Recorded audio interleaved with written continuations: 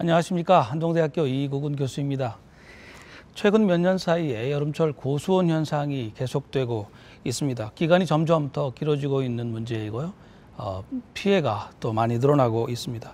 그렇지만 여기에 대한 대책이 좀 미흡해가지고 어민들께서는 그저 수온이 내려가기를 기다리고 있는 속수무책의 상황이 계속되고 있는 상황인데요. 폭염이 물러나면 그 고온도 어느 정도 사라지는 것이 아닌가 이렇게 생각하기 쉽지만 바다의 상황은 좀 다르다고 합니다. 9월 초까지는 긴장을 늦추어서는 안 된다고 합니다. 오늘은 되풀이되는 이 고수온 피해의 원인이 무엇이고 또 그 피해 현황이 어떻게 되는지 근본 대책을 논의해 보는 시간을 가지도록 하겠습니다. 나와주신 패널 여러분들 소개해 올리겠습니다. 경상북도 환동해 지역본부의 김두한 해양수산과장 나오셨습니다. 안녕하십니까? 안녕하십니까? 한창화 경북도의회 농수산위원회 위원께서 나오셨습니다. 안녕하십니까? 예, 반갑습니다. 임현정 동해수산연구소의 양식산업과장께서 나오셨습니다. 안녕하십니까? 안녕하십니까? 네, 이 바다의 고수온 문제가 심각하게 알려지기 시작한 것이 재작년 2016년 정도의 문제입니다. 그런데 이제 한 2해가 지속되면서 피해가 눈덩이처럼 커지고 있는 상황인데요. 본격적으로 오늘 논의하기에 앞서서 우리 시청자 여러분들께서도 아직 잘 모르실 테니까요.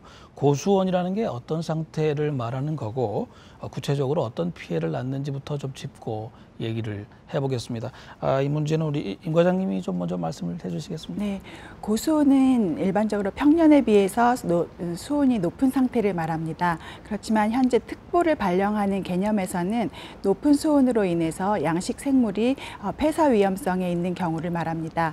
현재 국립수산과학원에서는 고수온 특보를 2가지로 나누어서 발령하고 있는데요. 고수온주의보는 28도씨 이상 수온에 도달할 것으로 예측되는 해역에 내리고 있고, 고수온 경보는 28도씨 이상 수온이 3일 이상 지속되거나 계속적으로 수온이 상승할 것으로 예측되는 해역에 발령하고 있습니다. 고수온 특보의 기준을 28도씨로 설정한 이유는 첫째, 우리나라 연안의 수온이 가장 높은 시기가 8월 중순입니다. 이 시기에 평년 수온은 22도씨에서 26도씨 정도에 달하게 되는데요.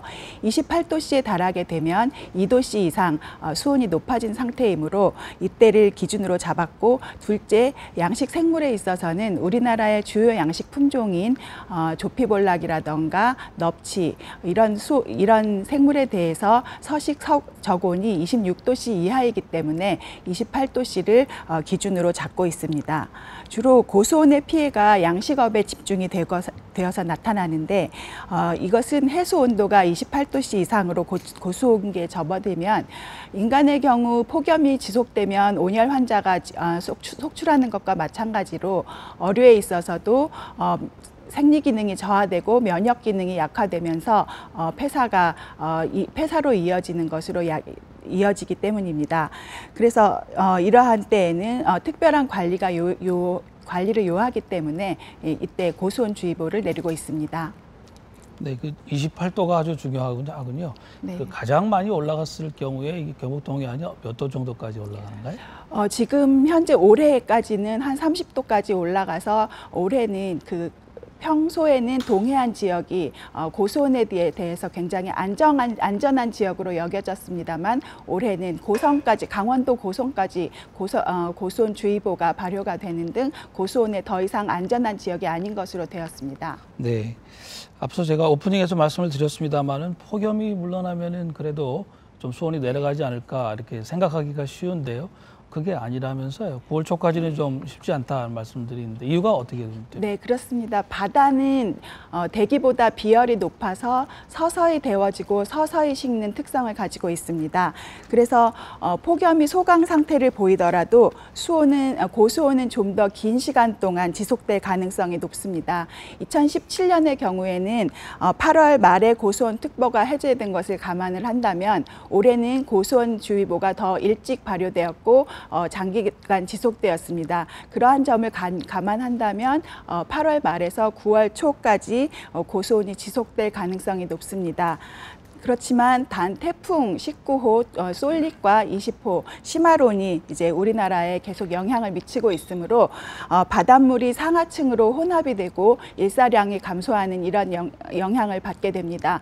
그래서 어쩌면 좀 더 조기에 그 고수온이 소멸될 가능성도 있어 보입니다. 네, 감사합니다. 그러니까 지금 폭염이 계속되니까 결국 바다도 조금 시간은 늦지만은 데펴져서 이제 문제가 된다는 말씀이고요. 또 태풍이 의외로 이 고수온 현상에는 좀 그걸 개선하는데 좋은 영향이 있다는 말씀이네요. 네, 한창호 의원께서는 홍해가 지역구이시기도 하고요. 오랫동안 그 농수산위원회에서 이 문제를 관심을 많이 가지고 계셨는데 피해 현장도 많이 다니셨죠? 예, 이 동남 난류가 이렇게 이제 북상하는 길목인 호미곶, 구룡포 일대의 그 양식장을 중심으로 해서 그 폐사가 많이 발생되고 있습니다. 현장을 찾아가서 보면은 참담함, 속수무책 이 두 가지로 이렇게 단어로 이렇게 말씀을 드릴 수가 있는데 순환펌프를 공급을 하고 액화산소 공급, 얼음을 공급을 한다 하더라도 그 많은 해수량의 유수식 양식 방법에 의한 그런 양식법이 그 많은 해수를 요구를 하는데 그것은 일시적으로 순간순간 냉각시켜 주는 것이지 그 고기들이 받는 스트레스를 그걸 막아낼 수는 없습니다. 그리고 또 참담함은 가보면은 폐사된 어류들이 그대로 쌓여 있습니다. 악취를 풍기고 있고 그 어민들은 구슬땀을 흘리면서 그거를 치우고 또 살리기 위해서 이렇게 이제 노력하는 모습을 보고 이거 어떻게든지 이분들을 도와드려야 되겠다. 또 대책도 마련을 해 나가야 되겠다 하는 그런 마음들이 늘 갖고 있습니다. 현장에 가보면 정말로 참담함과 네. 속수무책을 느끼게 됩니다. 참담함, 속수무책 이 두 단어로 요약을 이렇게 하셨는데 태풍이 좀 지나가면서 어느 정도 좀 상황은 나아진 것 같습니다만 만약에 태풍이 없이 폭염이 계속됐었다면 일이 어떻게 됐을까 하는 생각이 듭니다. 여전히 지금 현재로도 피해가 큰데요. 지금 그 경북 동해안의 고수온 피해 어느 정도로 집계하고 계시는가요? 과장님? 예, 저희들이 그 피해 의하에서 시군에 신고를 하면은 저희들 어교센터하고 시군 직원들하고 동해수산연구소, 다음에 보험 소원의 사정연이 있습니다. 이분들을 합동조사반을 편성해놨습니다. 이분들이 가서 현지 조사해가지고 피해 여부를 결정하고 집계를 모르고 있습니다. 그것이 금액으로나 뭐 이렇게 좀 나와 있는 건 없습니까?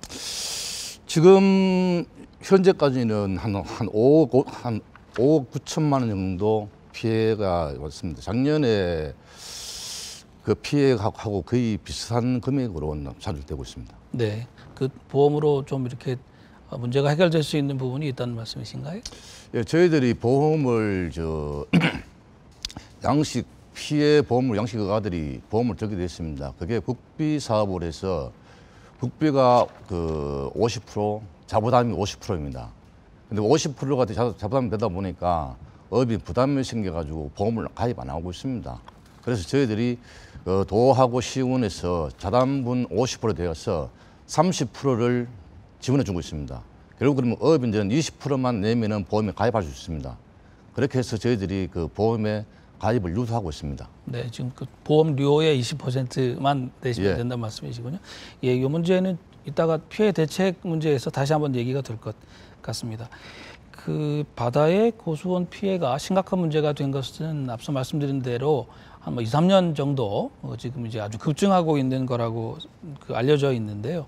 이렇게 짧은 기간에 피해가 급증하고 있는 이유가 뭔지 좀 궁금하거든요.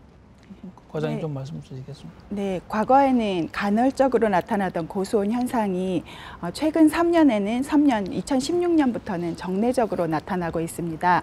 2016년에는 8월 10일경에 나타났고 2017년에는 8월 5일경에 발생을 하였으며 올해는 7월 말부터 고수온 현상이 발생을 하였습니다. 이것을 보면 점차 고수온 현상이 점차 앞당겨지고 고수온 기간이 장기화되고 있는 것을 볼 수 있습니다. 있습니다. 이런 고수온 발생의 중요한 원인은 기후 변화에 따른 폭염 현상에 따른 것이기 때문에 앞으로도 고수온 현상은 어쩌면 매년 여름에 반복되어 나타날 가능성도 있는 것으로 생각이 됩니다. 피해량 집계를 보면 우리나라 전체적으로는 2016년에 약 180억 원, 2017년에는 80억 원 정도였습니다.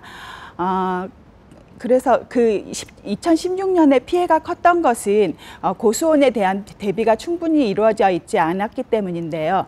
2017년 이후에는 특보제도의 마련, 중앙정부와 지자체의 양식장 관리, 그리고 고수온 대응 장비의 보급, 보험제도의 정비 등을 통해서 높은 고수온 상황에서도 피해액이 크게 늘어나고 있지 않았다는 점은 그나마 다행이라고 생각됩니다. 그렇지만 경북 지역에 있어서는 약간 양상이 다른데요. 2016년에 전체 피해액에서 차지하는 비율이 4.5% 정도였습니다. 그러나 2017년에는 7.5%로 비율이 증가하게 됩니다. 이것은 그동안 동해안이 안전한 지역이, 고수온에 대해서 안전한 지역이었기 때문에 대비가 좀 부족했다고도 할 수 있고요. 이에 따라 또 주요 양식 종이 고수온에 취약한 종이기 때문이기도 합니다. 그래서 올해는 좀 더 이제 정확한 집계가 이루어져 봐야 알겠지만 경북 지역에 특화된 대책 마련이 필요하다고 여겨집니다.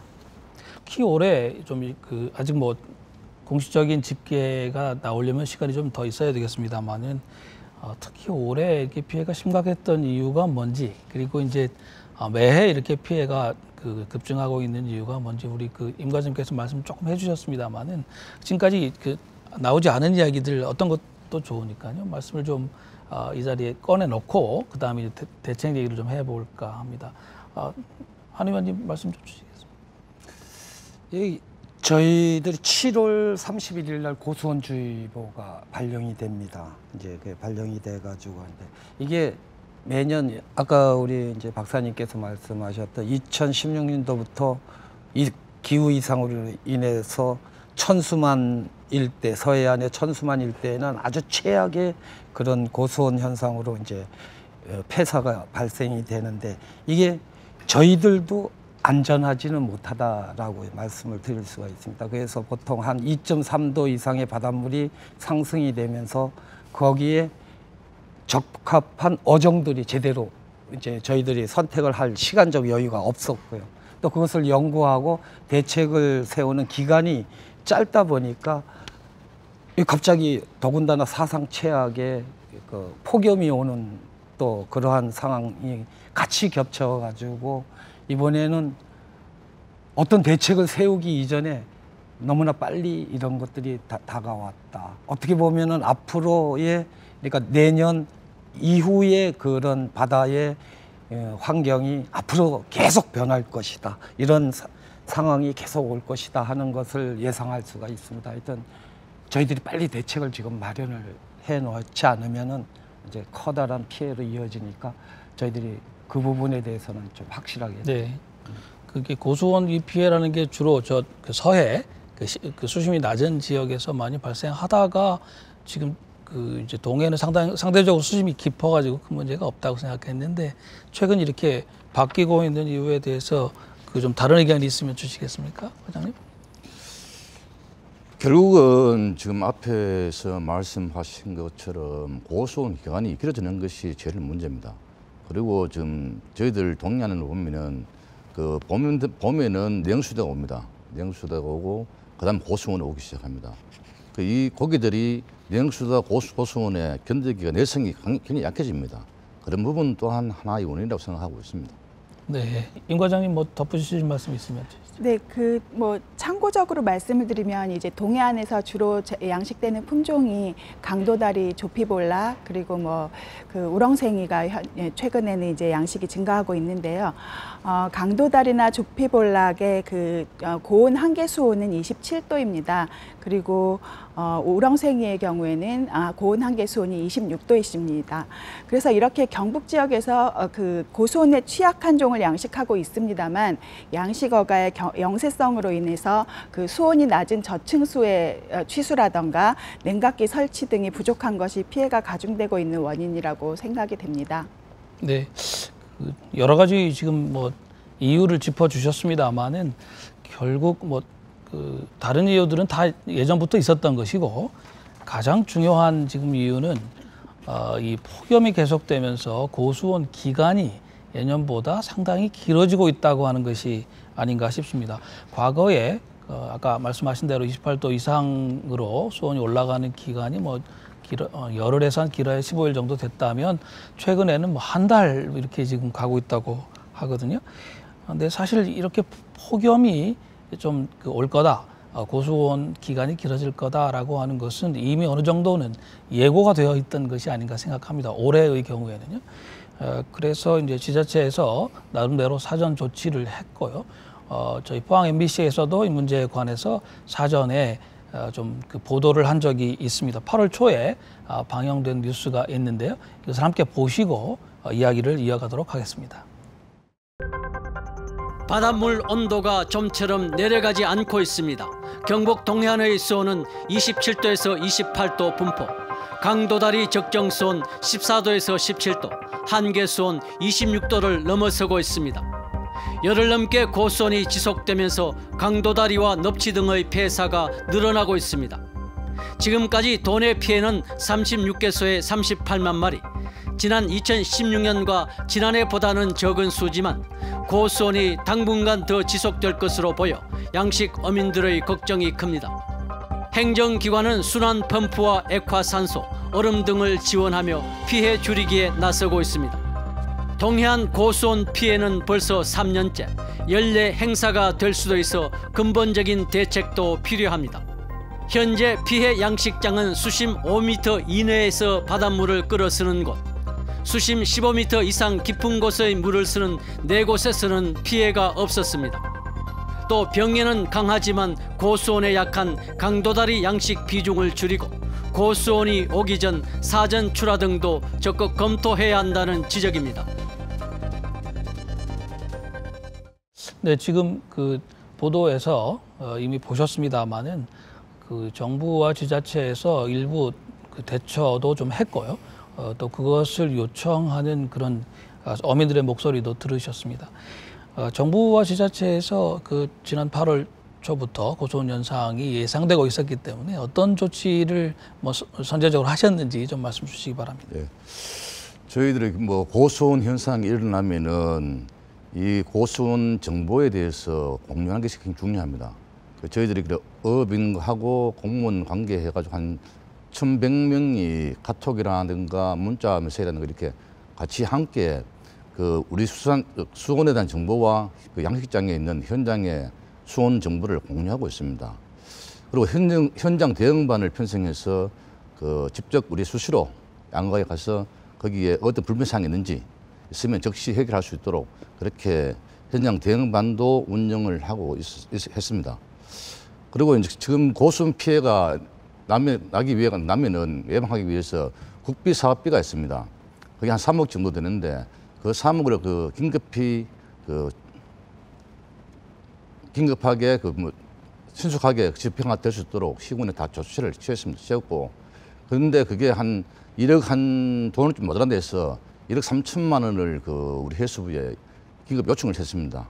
건의해가지고 1억 3천만 원을 8월 7일 날 확보해서 추가로 시군에 다 배정했습니다.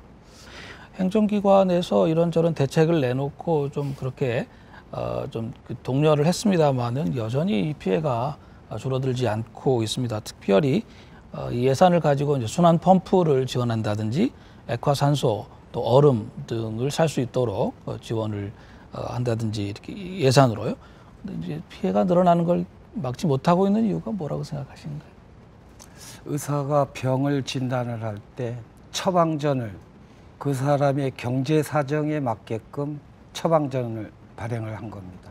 말하자면은 수온이 28도씨인 바닷물에 그 유입되는 그 온도를 약 한 1, 2도가 높아집니다.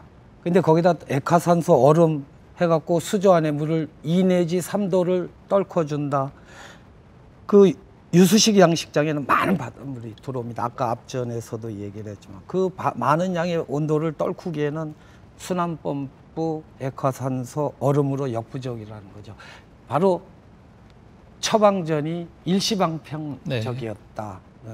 그러나 이거를 항구적으로 근본적인 원인을 하기 위해서 처방전을 내린다면 예산이 많이 들어가요. 그렇습니까? 예. 이게 어느 한 양식장을 찾아가 봤습니다.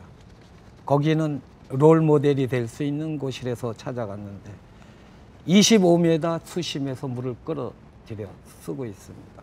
그러니까 오히려 거기에서 15에서 17도 되는 물이니까 오히려 다른 물과 표층 해수하고 섞어서 적정 온도를 맞춰서 사용하고 있는 곳도 있었습니다. 네. 그래서 바로 그게 우리 근본적인 대책인데 그런 것들을 행정에서 예산 부족이라든가 또 중앙정부로부터의 지원이 없으니 못하고 있는 부분이 안타까울까. 네. 이따가 대책에서 잠시 말씀드리겠습니다만 리포트에서도 그 좀 이야기가 있었거든요. 그러니까 15m 이보다 더 깊은 곳에서 물을 끌어와 가지고 공급하는 데서는 이런 폐사나 이런 것이 없었다. 그렇게 말씀하시는데 이제 그렇게 하는데 예산이 아주 많이 드는가요? 이것이 이제 개별로 하는 것이 있습니다. 개별로 해가지고 이렇게 갖고 올 때 개인 부담이 크고요. 네.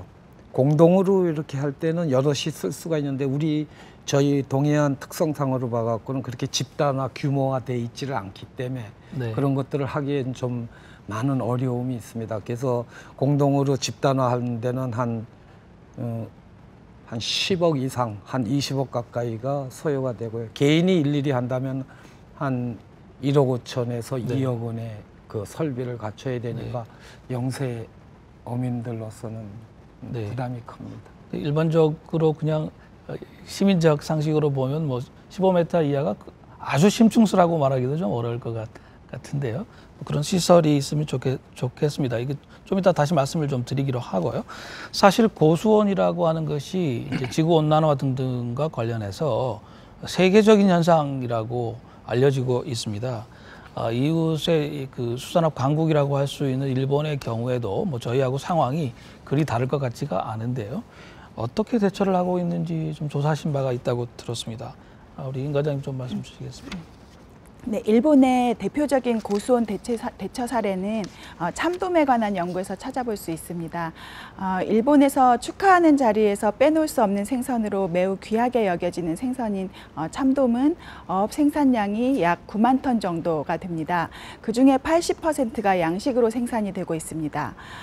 참돔은 그래서 비교적 높은 수온을 좋아하는 종이지만 30도 이상의 그 수온이 지속되면 서로 물어뜯는 현상이 증가하게 됩니다. 이것은 체표에 상처를 만들고 이것으로 인해서 질병 발생의 위험이 높아지고 폐사로 이어져서 대량 폐사가 야기된 적이 있습니다.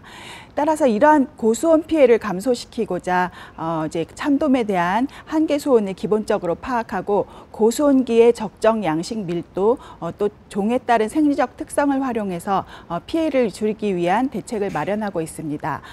즉 참돔은 수온이 올라가면 체내에 지방을 태워서 고수온기를 견뎌낸다는 연구 결과에 따라서 고수온기에 달하기 전에 먹이에 지방 함량을 높여서 공급을 하여 체내 지방의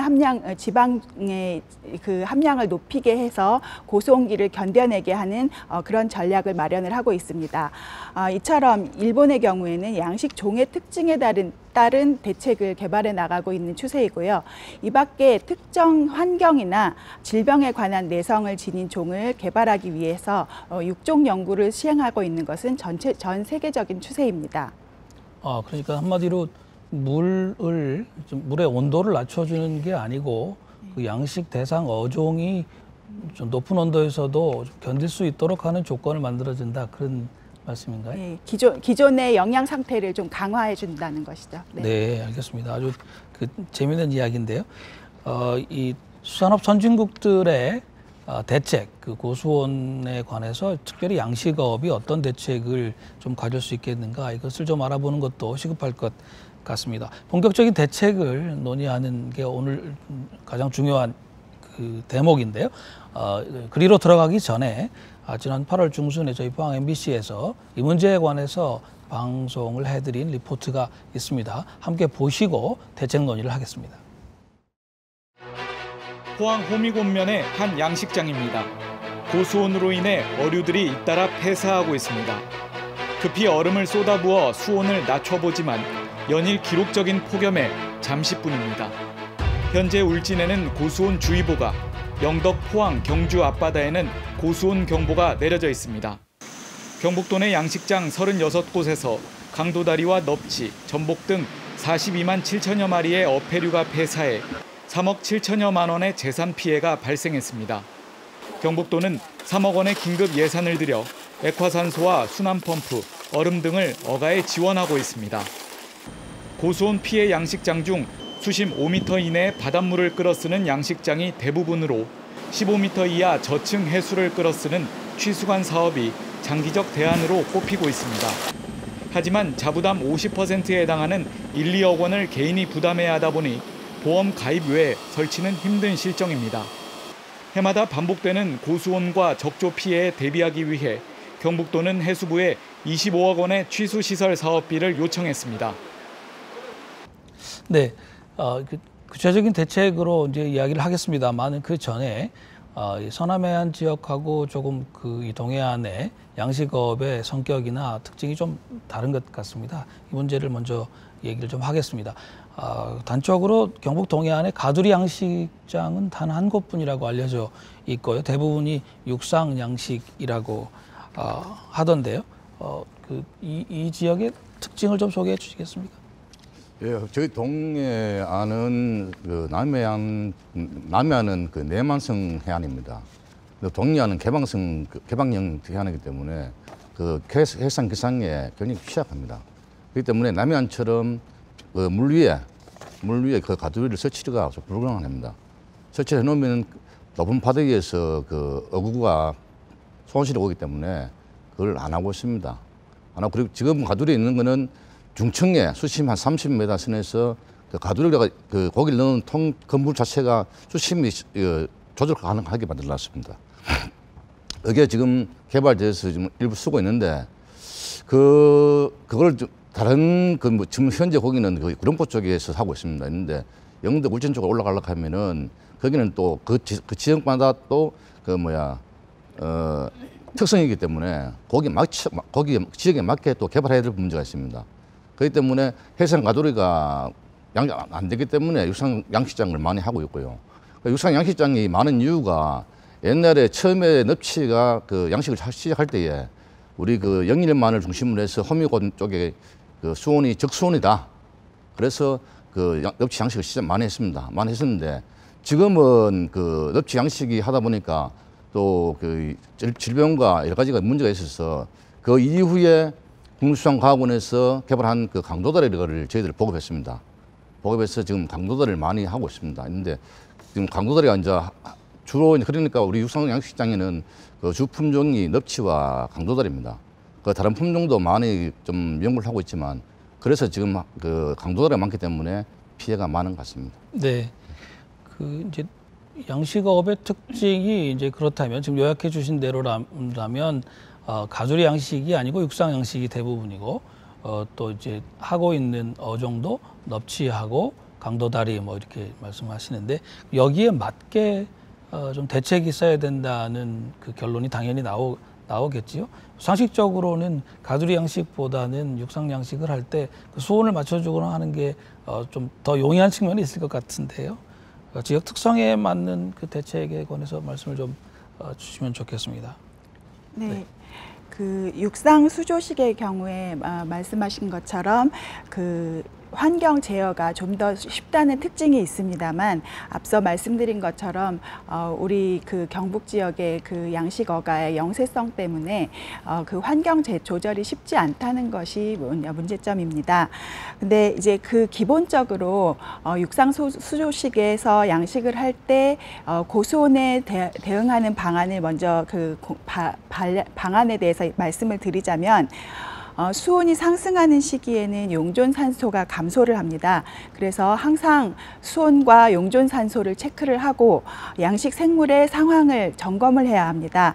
그래서 수온이 상승하고 용존산소가 감소하는 증상이 그런 현상이 관찰이 되면 양식 밀도를 줄여준다던가, 그다음에 환수량을 증가시키고, 그다음에 액화산소나 산소 공급 장치 같은 것을 추가 가동해서 용존산소의 양을 높여줘야 합니다. 두 번째로 양식 생물이 스트레스 받는 것을 최소화시켜야 합니다. 그래서 수온이 상승하기 시작하기 전에 선별이라던가 분산 작업, 계측 작업 이런 것들을 미리 다 실시를 해야 되고, 고수온기에는 선별이나 분산 작업 이런 것들로 인해서 양식 생물에게 스트레스를 주는 행동을 삼가해야 합니다. 또한 아까 앞서서 일본의 경우에도 말씀을 드렸지만 고수온기에 달하기 전에 양식 배합 사료라던가 사료에 영양제 등을 보충시켜서 영양 상태를 많이 강화시켜 놔야 됩니다. 그리고 고수온기가 오면 사료를 줄이거나 공급을 중단을 해야 하고요. 그다음 질병 징후가 보이면 전문가에게 처방을 받아서 신속하게 질병을 치료를 해야 됩니다. 고수온기가 되면은 질병에 걸리기도 쉬울 뿐더러 질병의 진행 속도도 빨라지고 확산 속도도 빨라집니다. 그러므로 이상 유형 행동을 보이거나 사료를 먹는 양이 줄어든다던가 이렇게 보이면 질병이 올 수 있다는 것을 감지하고 신속하게 처방을 받아서 치료하는 것이 필요하겠습니다. 이렇게 이제 육상수조식의 경우에 있어서는 기본적인 관리를 해야 하고, 가두리식의 경우에 있어서는 가두리 양식장 안과 밖의 소통이 원활하지 않은 경우가 많습니다. 왜냐하면 바닷속에 부착 생물 같은 것들이 그물에 끼어서 해수 유통이 이게 자유롭지 않은 경우가 많은데, 가두리 청소를 확실히 해서 해수 유통이 원활하게 될 수 있도록 해야 되고, 아까 말씀하신 것처럼 가두리 같은 경우에 수심을 조절한다고 말씀을 하셨는데요. 우렁생이에 같은 경우에도 수심을 좀 더 아래로 내려서 표충수의 영향을 좀 더 덜 받게 해주는 것도 하나의 현실적인 방안이 되겠습니다. 그리고 또 이 밖에 조기 출하를 한다던가 먹이 공급량을 조절한다던가, 그다음에 가두리 같은 경우에 차광막을 설치해 주는 것도 그냥 하나의 임시 방편적인 방법이 될 수 있겠습니다. 저희가 오늘 토론을 시작하면서 우리 한도 의원님께서 속수무책이다 지금 이제 말씀을 하셨는데, 저도 그 얘기를 했고요. 지금 과장님 말씀 들어보니까는 방법이 없는 게 아니네요. 그러니까 지금 이제 그 방법을 찾거나 또는 그 방법을 구사하기 위한 비용이랄까요, 예산이랄까요, 이게 지금 좀 시급한 문제인 것 같은데요. 그러니까 지금 임 과장님 말씀하신 정도의 대책을 구사를 하면 좀 헤어날 길이 있다고 보시는 건가요, 조 의원님? 그거는 이제 미시적인 부분이고요. 네. 저는 좀 더 거시적인 측면에서 접근을 해보겠습니다. 그러니까 우리의 양식업을 이제는 집단화 규모화 시킬 필요가 있다라는 거죠. 우리가 이제 최적 조건을 갖춘 지역에 그런 집단화 규모화, 우리 공단 조성을 하듯이 그렇게 이제 집단화 규모화 시켜갖고 시설을 공동 이용하고, 그 다음에 여러 가지 운영 측면에서 공동 이용을 할 것 같으면 원가 절감도 시키고, 그 다음에 이러한 대비에 대해서 미리 사전에 준비가 철저하게 됐기 때문에 그러한 것들을 다 막아낼 수 있지 않을까. 저는 그런 큰 틀에서 그렇게 해야 된다고 생각합니다. 그래서 정부가 좀 과감하게 투자를 해야 됩니다. 그래서 앞으로 우리가 한 2030년도 되면은 이렇게 양식하는 수산물로 밥상이 거의 채워질 텐데, 이런 부분들을 정부가 미리 선제적으로 좀 대응을 해줬으면 그런 바람입니다. 그러니까 이제 서해안의 염전이나 아니면 일반 공단이 있듯이 양식 단지를 좀 해변에 이렇게 잘 만들어 가지고 전체적으로 이게 고수원을 대처하자 지금 그런 말씀이신 거죠? 예, 예. 돈이 많이 들 것 같은데요. 그 예산 지원 문제가 좀 얘기될 것 같습니다. 앞서 뉴스에서도 그 언급이 되었는데 바닷속에 뭐 상대적으로 깊은 물을 취수해 가지고 쓰는 것, 이것이 하나의 좀 유력한 현재로서는 방법이겠는데요. 이것을 개개의 어민들에게 맡기기는 지금 어렵다. 이것이 이제 다들 말씀하시는 것 같습니다. 이 문제를 집단적으로 좀 해결할 수 있는 방법을 도에서 갖고 계신가요? 예, 저희들은 우리 지역은 7월 말에서 9월 초까지 고수온과 적조가 같이 올라오는데 그 양식업인들하고 여러 차례 그 간담을 냈습니다. 어떤 대책을 세울 수 있느냐. 그리고 각 양식장마다 또 특색이 있습니다. 그래서 일괄적으로 어떤 그 모델을 가지고 이렇게 해라 저렇게 할 수는 없는 부분입니다. 그 여러 가지 한번 그 이야기를 많이 해본 결과 저청수를 당겨오는 그 시설을 할 필요 있다. 그래서 저희들이 그 저청수를 취소할 수 있는 시설을 작년부터 했습니다. 작년에 한 11억 들어서 한 11개소, 올해는 한 17억 들어서 하고 있습니다. 추진하고 있는데 이게 이제 그 국비 지원 안 되다 보니까 이 도읍이 사업입니다. 사업이 보니까 자부담이 한 50% 됩니다. 되다 보니까 이제 우리 그 양어가에서는 좀 부담이 많이 되고 있습니다. 그래서 지금 그 저희들이 이 시설을 도비로 다 도비 사업을 하려면 좀 시간이 많이 걸리기 때문에 국가에서 국비 좀 지원해 달라. 국비를 빨리 지원해 주셔야 그 양어장에 좀 많이 보급하게 할 수 있기 때문에 지금 국비 한 50억을 지금 지원해 달라고 지금 저희들 그 요구하는 상태입니다. 그리고 저 해양수산부에 수산정식시장이 모셨을 때도 다른 그 남해나 서해나 뭐 강원도 같이 여기는 특별하게 우리 경북은 이 취수시설이 꼭 필요하다. 특별히 필요하기 때문에 해달라. 그리고 지금 그 또 어업인들 합니다. 이거 지금 취수시설을 해도 안 되니까 조금 미약하니까 냉각기를 같이 공급해달라.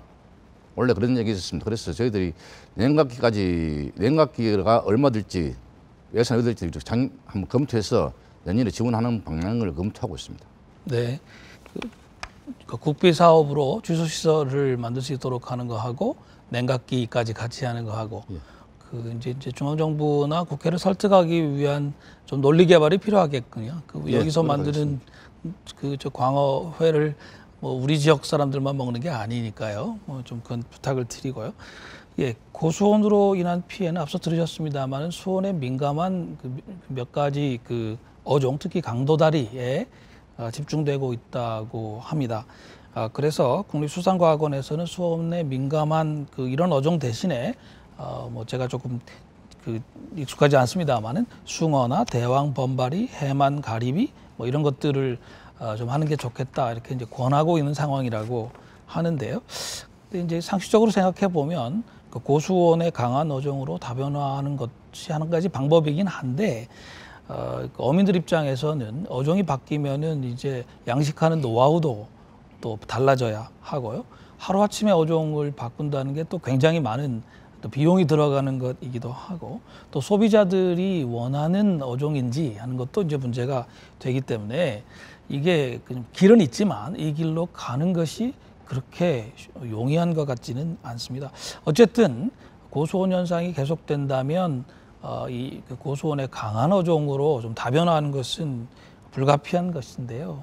자, 이런 어떤 장애를 뚫고라도 이렇게 하려면 어떤 그 접근 방법이 필요한지 세 분께 다 여쭙습니다. 좀 지혜가 있으시면 좀 나눠주시면 좋겠습니다. 임 과장님 먼저 부탁드릴까요? 네. 아니 앞서 말씀드린 것처럼 경북의 주요 양식 품종은 고수온에 매우 취약한 종이 주를 이루고 있습니다. 그래서 말씀하신 것처럼 이제 고수온의 강한 주요 양식 품종을 들어보자면 뭐 숭어도 아까 말씀을 해주셨는데요. 참돔이나 감성돔, 숭어, 방어 등을 들 수 있습니다. 그리고 페류로는 뭐 해만 가리비 등을 들 수 있습니다. 하지만 이들의 이제 저온 한계를 고려하면 저온 조건을 함께 충족시키려면 남는 것은 숭어 정도입니다.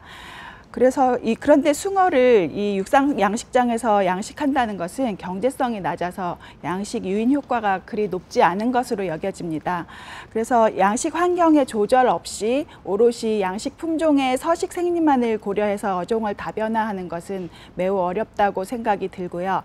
그래서 양식 그 품종을 다변화하더라도 시기를 양식할 수 있는 시기를 조절해서 조기 출하하는 방법을 고려를 한다던가, 아니면 앞서 얘기를 나눴던 것처럼 육상 수조식의 경우에는 그 양식 환경의 조절이 쉬운 편이므로 이것을 환경을 제어해 갈 수 있는 방향으로 개선시켜 나가는 것이 좋은 방법이라고 생각됩니다만, 또 영세성이 문제가 되고 있습니다. 그래서 한 의원님이 말씀을 해주셨는데 클러스터화를 하는 것들, 그래서 단체화해서 서로 이것을 개인이 부담하는 것이 아니라 단체로 이렇게 단체적으로 개별 대응을 해 나가는 것도 방안이라고 생각이 됩니다.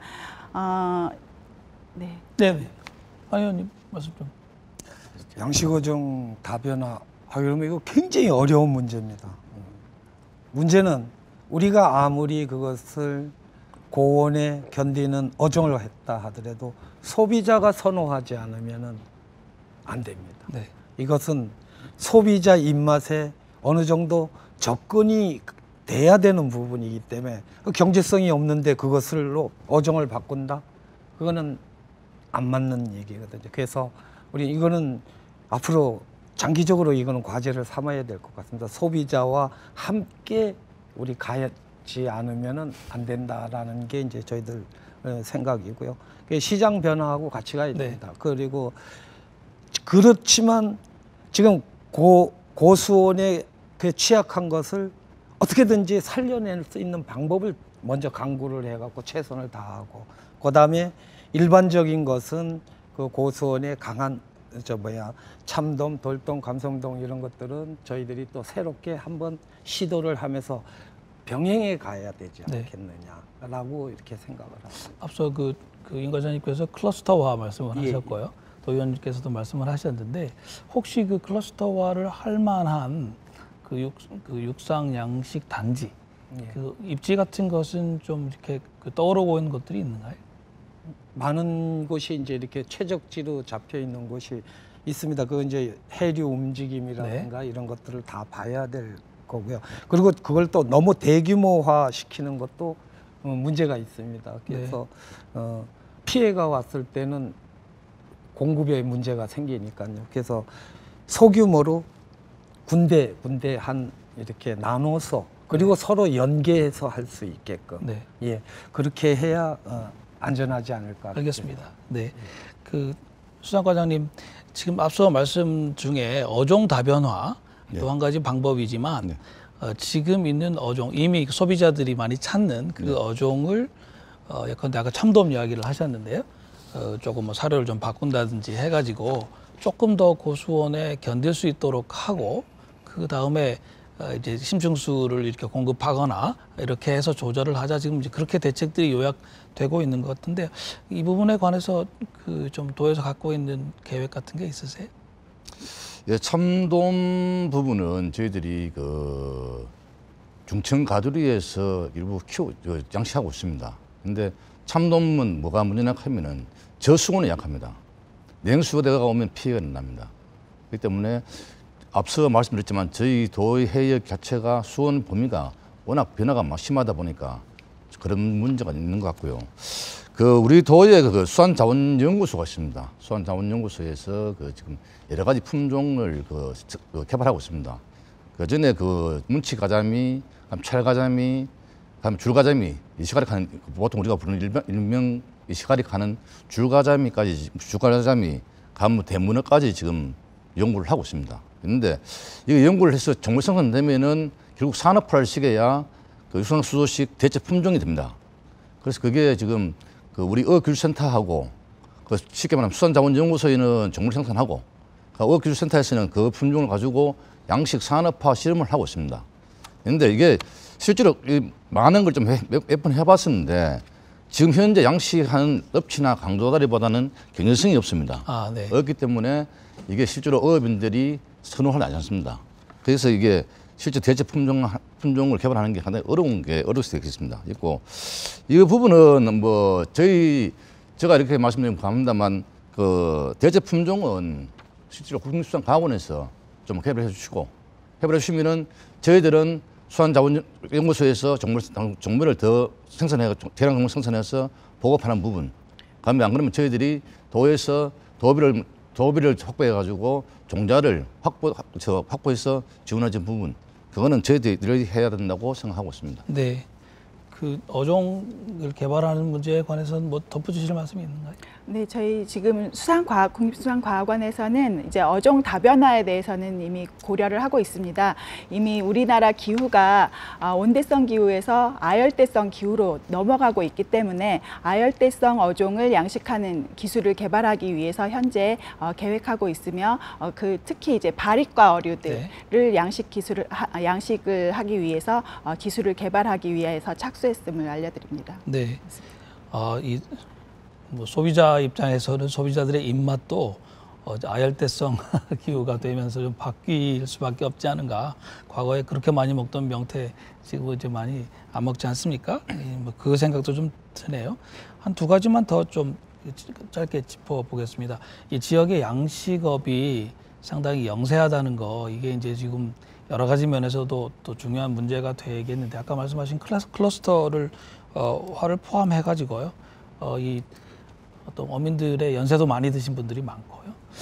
그 양식업 자체를 근본적으로 좀 리노베이션을 하는 그 대책을 갖고 계신 게 있다면 좀 간단하게 말씀을 주시면 좋겠습니다. 이번엔 의원님부터 말씀하시는 게 어떻겠습니까? 저는 이렇게 봅니다. 이 양식업 하시는 분들도 우리 농업 하시는 분들처럼 장기적으로 이렇게 이제 설비에 투자할 때 장기적인 융자, 그다음에 저리금리 이렇게 해갖고 이분들이 3년, 4년, 5년 안에 하는 것이 아니라 10년 이후에 그런 것들을 계획을 할 수 있는 10년, 20년을 내다보고 계획을 세울 수 있도록 그렇게 정부에서 지원책을 내놔야 되지 않을까, 이렇게 수없이 우리 행정에다가 그런 부분들을 이야기를 합니다. 좀 더 장기저리 융자를 해줘라. 네. 그리고 한도액을 좀 높여줘라.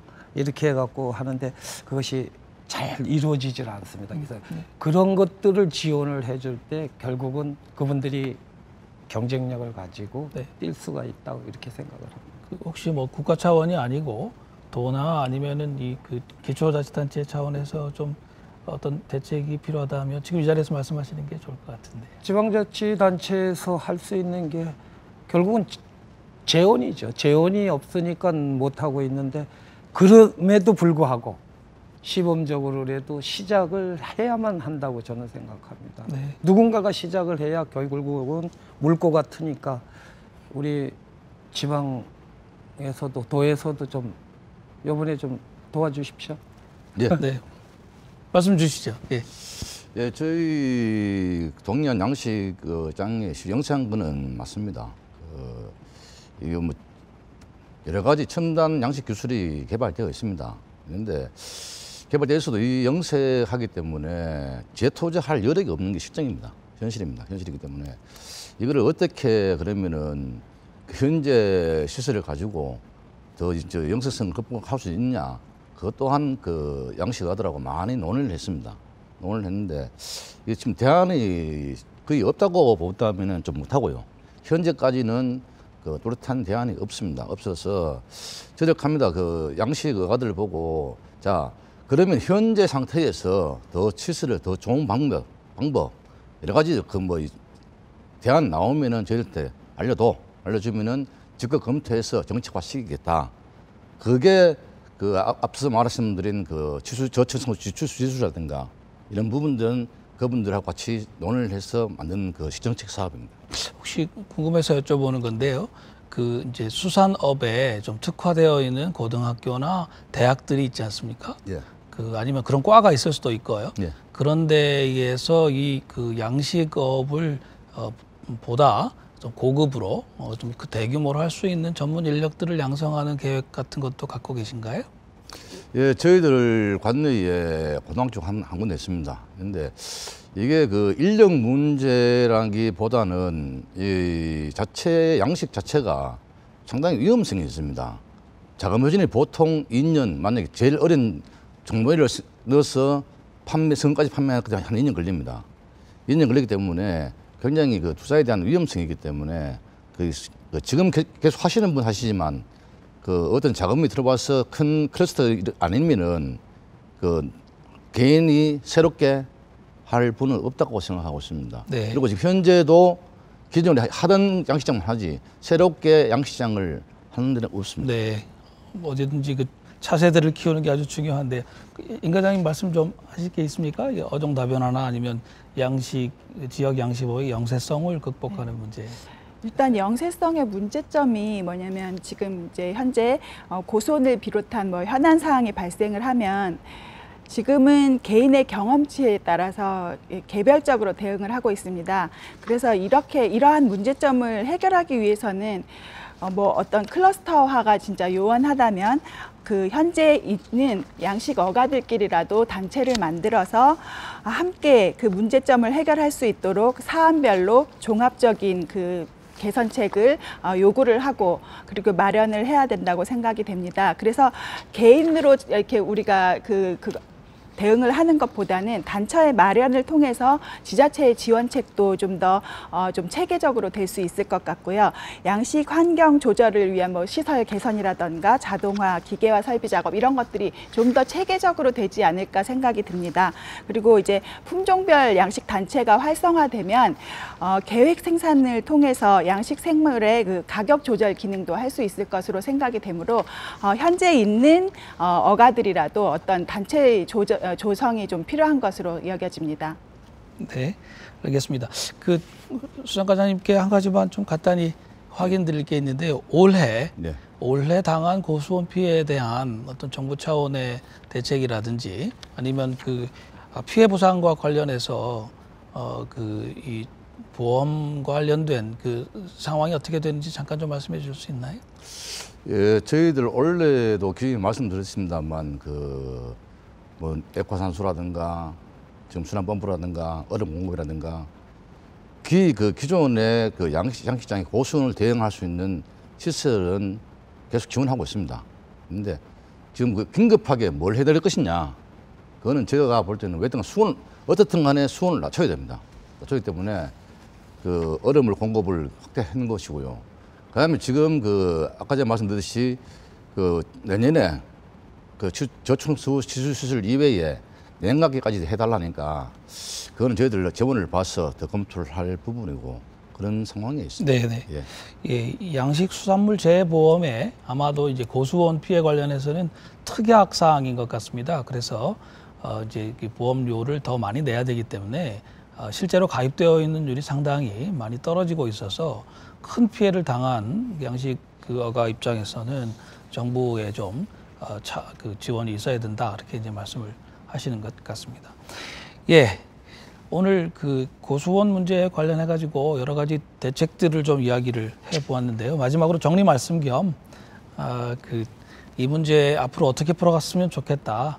기탄 없이 좀 말씀을 짧게 주시는 것으로 오늘 토론을 좀 마무리했으면 좋겠습니다. 우리 임 과장님 말씀 주시겠습니까? 네, 앞서서 이제 고수원 피해를 줄이기 위한 뭐 현실적인 방안을 조금 이제 말씀을 드렸습니다만 국립수산과학원은 R&D 기관인 만큼 기초 연구를 통해서 극복 방안을 마련하도록 노력하겠습니다.